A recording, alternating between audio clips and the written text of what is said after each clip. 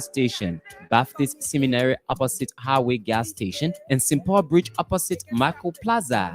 Zize quality paint can be used for both interior and exterior painting works. Customers living overseas can pay through Zelle on 217-720-8858. You can contact us via cell numbers 0777-366-142 or 0770-496-273 or +121-772-08858. Think Zize, think quality. Spicy love, what's next? A new Liberian restaurant and lounge with tasty Liberian and Afro-Caribbean cajun is opening in Morton, South Jersey this spring.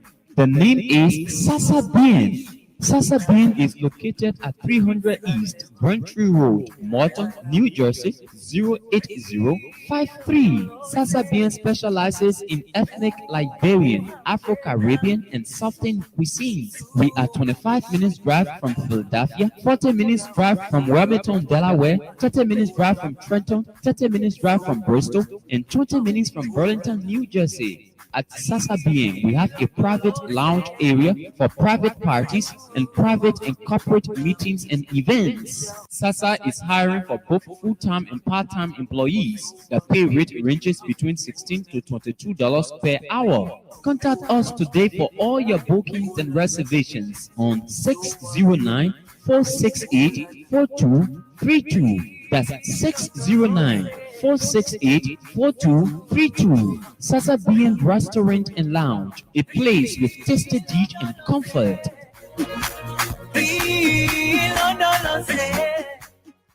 Do you need a car? Ready for an upgrade? Then come to Sika Motors, sole distributors of Toyota vehicles, Mitsubishi vehicles, and Yamaha motorbikes, genuine accessories and spare parts. You name it, we have it. We have the 2022 brands of Toyota vehicles. Select from our new Toyota Starlight, Toyota Belter, Toyota Rush. We've got the best deal in town through our Sika Motors financing schemes with selected banks, EcoBank Liberia and UBA Liberia, starting at the lowest as $500 USD. You won't believe these prices. Come for quality, reliability, and durability. Take a spin and let's make a deal. Sika Motors on UN Drive at Sailtown, Bushra Island, or call Sika Motors on +231 775 987 758 or email cmarketing@cfao.com. Sika Motors, drive with confidence.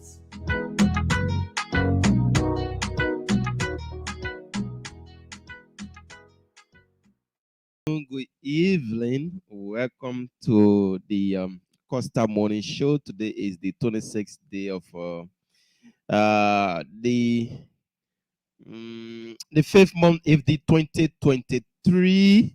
Yeah, we are gradually approaching the upcoming election. That's the October election, and today, a few months from now, we will be into the elections. That particular day, that 10th day of October, we all will go to the polls and select new code of officers that will steer the affairs of our country.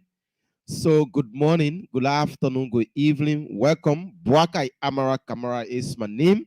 I'm pretty seated here this morning, and I'm still anticipating my other guys to join me. As soon as they join in, we will bring you this show this morning. But on today's edition, we will be speaking to Dr. Rockefeller Cooper, and he will be giving us his take on the preliminary result or report that came out from the late Charlotte Musu death by the government of Liberia through Dr. Benedict Coley, who's the pathologist that conducted the autopsy on the body of the late Charlotte Musu. So Dr. Rockefeller Cooper, who's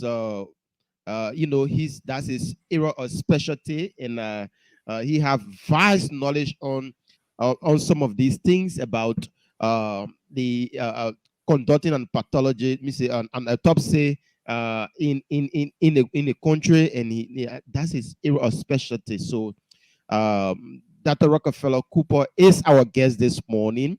I'm taking him sooner because we have lots of things to look at this morning. There are a lot of questions that we need to ask, and he's the only person that is capable of answering most of those questions that we have this morning. So, if you are just joining us, welcome.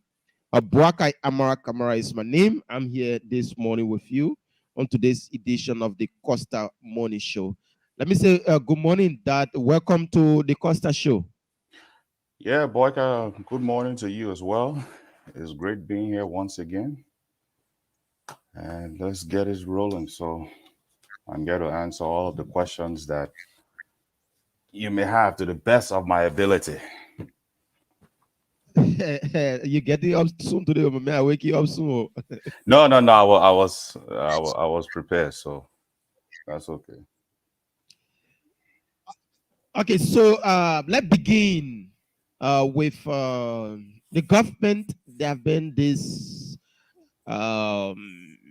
preliminary report out by the government of Liberia on the conduct of the autopsy on the late Charlotte Musu Correct. body. You being somebody from that field, tell us your observation about everything. Well, okay, so well, your question is quite unique. So my observation about everything. Well, from the autopsy that was done, unfortunately, it was not done properly, and because of that, it would, the police or the justice system may not be able to benefit from the autopsy as one would expect. So, and this is because of errors that were made, and as a result, we can expect challenges to be, to come forth as the case proceeds. So, and again, it was the provisional report that was given, right? But even at that, there are issues with it. I would want to believe that and a final report has been constructed and is being withheld. So hopefully the Ministry of Justice can release that as soon as possible. Yeah, but since this preliminary report that they are talking about, it haven't been in the public, they are still holding fast to A, and they are saying that we will give the final report to the public very soon. They have been we are close to months now since the death of little Musu Charlotte Cooper rather Charlotte Musu. Charlotte Musu. What can we say is happening behind the scene? Because everybody just been tight lip on this particular case. What do you think is the cause of that? Yeah, well, so here's the thing, Boyka, and most people don't understand. I get it when these cases happen, or when these sad occurrences take place in the country, an autopsy, everybody is looking for an autopsy. But you see, an autopsy is only a part or a piece of the puzzle. You also have the investigation that should be conducted, in this case by the Liberia National Police. And their findings, along with whatever findings that's given to them by the, by whoever it is that does the autopsy, will all be brought together so that an understanding can be generated. Okay. Now, in this case, because I monitor this case closely, very, very closely. Okay. And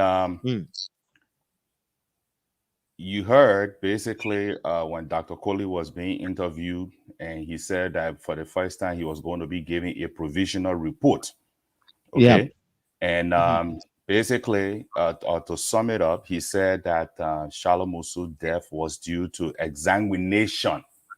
Okay, what that would be the medical term for excessive loss of blood, which he also indicated to the journalist. Now, he said he went on to further explain, okay, because obviously they wanted to get as much information from him as possible. He said that it was due to the rupture of her left intercostal artery, and that led to massive hemothorax. Okay. Now, so basically, what he was indicating here was that she bled severely. Okay, meaning she lost a lot of blood outside and within the body, as he tried to be as layman as possible for the reporters to understand. Okay.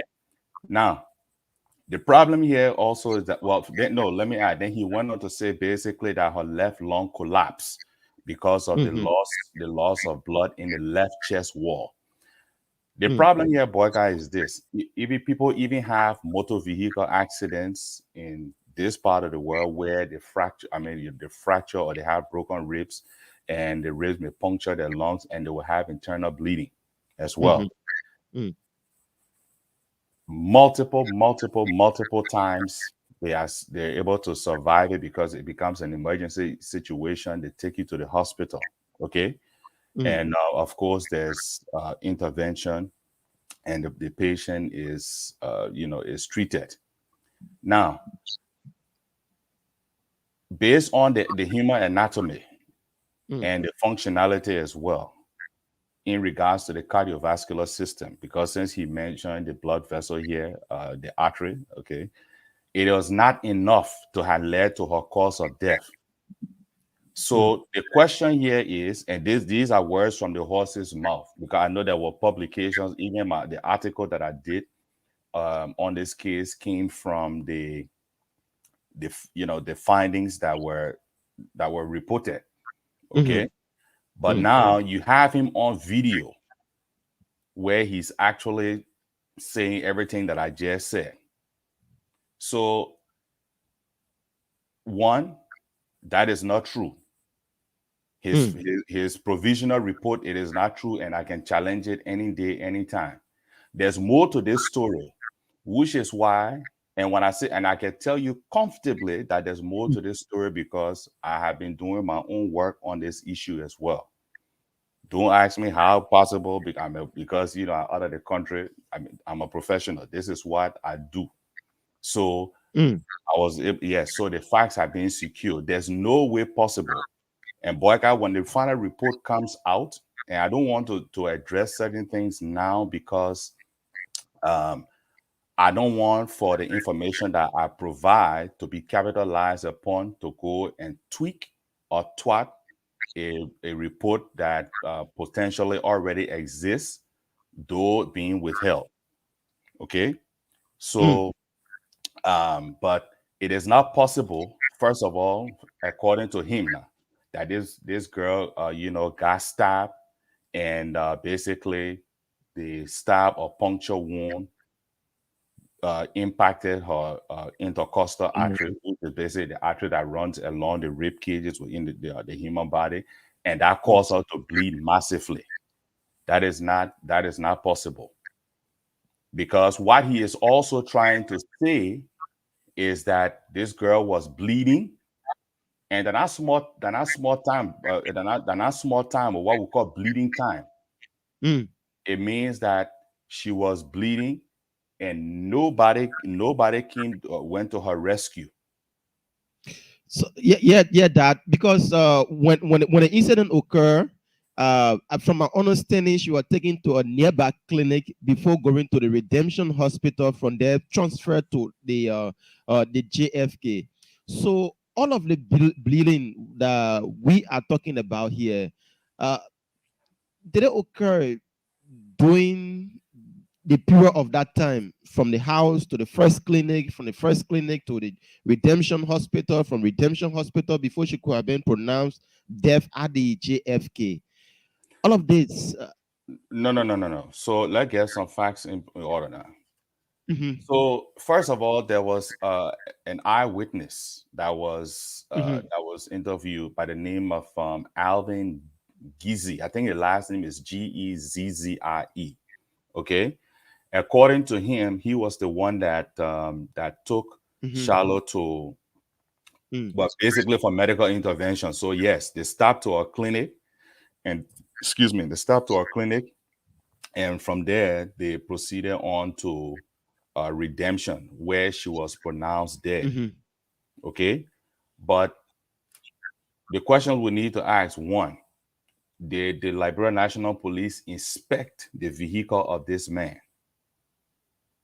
Okay, Okay. so and that is very important, because we need to see the amount of blood that was in his vehicle. Even if now, bear in mind now, when, in all fairness, so when he said that he took, that he took her to the hospital, it doesn't mean that was just the two of them, right?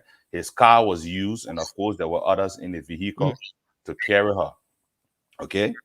Now, so, and if a person is bleeding as severely as Dr. Coley, has portrayed, then his vehicle should have been examined and documented by the Liberia National Police. So that is a very critical point. Now, there was another witness by the name of Lucien Sharif. He too talked about how they were basically on standby to rescue the family. Okay. And so the problem here, the problem here is we need to know exactly what happened when people went in the house. So these are just a few questions that we need to look at, because now we're taking it from the scene, right? So we're looking at eyewitness who was also one of those in the home. Okay. And then we're looking at someone who also claimed that he took Shallow Musu to get medical help. And this is very critical, because yesterday, I believe, there was a MICAT conference, and someone from the police had talked about DNA DNA samples being taken from people that were in the home, as well as and then more than likely, of course, I would presume that they will go to the scene also to see what DNA evidence they could secure. Okay, but the problem here is, given the time frame, that DNA, that whole DNA component could be challenged in court, because we need to ask again, Boyka, the third important question: who opened the door? Who was it that opened the door of the residence after this alleged robber or perpetrator was in the home, right? Because that's a story that's been going on. I've been going around.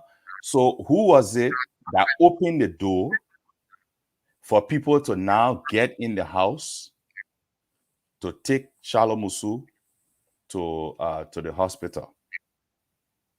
And according to the eyewitness, this sheriff gentleman, many people went in. So already that's contamination of the scene. So it means that, because when people doing with DNA, that means there's a legal component to it. So any lawyer should be able to address that point. Okay. If you want to do DNA, it should have been done longest time, because we had remember now, February 22nd. Yeah. Then, and this DNA was collected after March 22nd. 1 month. Or a month, right. And I'm mentioning March 22nd because that's a very important timeline in this case. February 22nd, of course, the young lady was murdered. Then March 22nd, the autopsy took place. Okay. So, and again, like I said, you had almost the whole community going in there. And it can be easily proven that a lot of people went in there.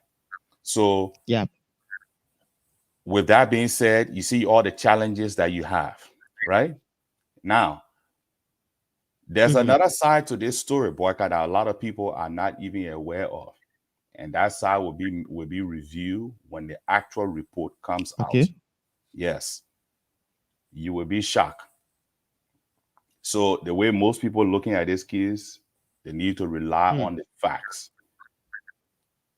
Now, looking at the two components of the investigation that had that were carried out, meaning from the autopsy angle and from the LMP. Okay, the LMP seems to be behind the eight ball, meaning that they are putting the pieces together. To the contrary, the autopsy report, the provisional report, there's so many issues that's wrong with it. Okay, first and foremost, the findings are inconsistent with the actual forensic fact in this case. Yes, even the blind man can tell you that, okay, yeah, she was stabbed. Okay, the blind man has told you that. All right. Also, again, like I mentioned earlier, the report does not help the LMP's investigation in any way, as in the autopsy report. Okay. And the actual facts, the last point, the actual facts, which will be released after the final report has been generated or released to the public as well, will indicate a series of contradictions to the preliminary findings. So that's where we are basically. Yeah, but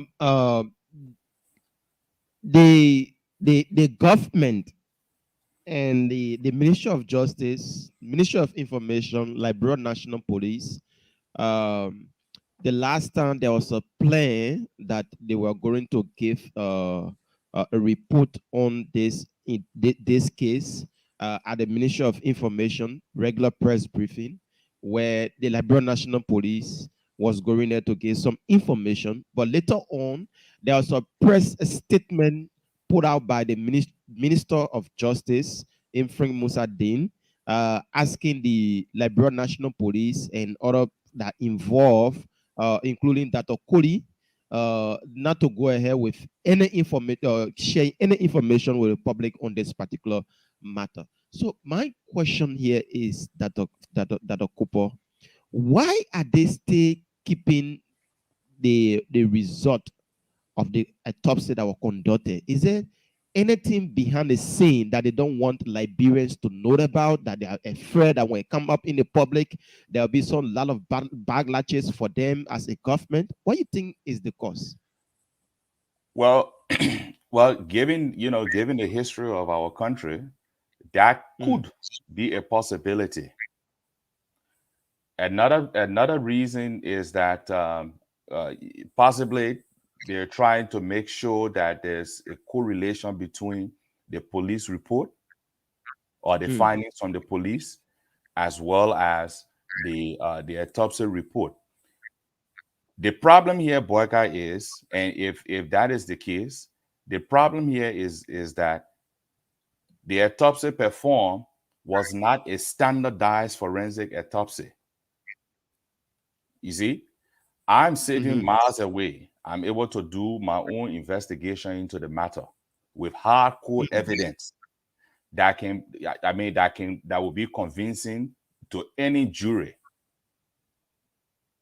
or any attorney, so that the court, because for someone like me who has been trained to serve as an expert witness, your first obligation, regardless of the side that hired you, right? Whether you're working for the government or you're working for the defense counsel, your first obligation is to the court.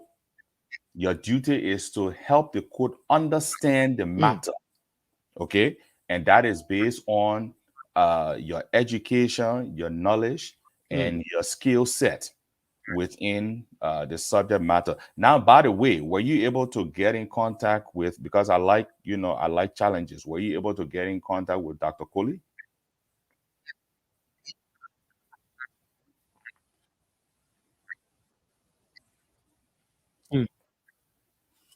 I tried calling him several times, but there was no answer from his phone. So I don't know. I sent him, even sending a message, but he didn't respond. Okay, how unfortunate, because I would have wanted him to actually defend himself. But be as it may, Hello? Yes, hello, can you hear me? Yeah. Like I said, I sent him message and then I called him yesterday, but there was no. Okay, yeah, that's fine. Uh, I mean that question was just, it Mm. was rhetorical, so I knew what the outcome was going to be. Yeah, I'm But getting you, Dada. Go ahead. yes, yes. So the problem here, boy guy, is delaying it is not going to help the situation, because there were errors that were made during the autopsy. Okay, and so the best thing is, I mean, a provisional report was already given. Most times when a provisional report is given, there's nothing, I mean, there's not a great change between the provisional report and the final autopsy report. So we just have to wait and see.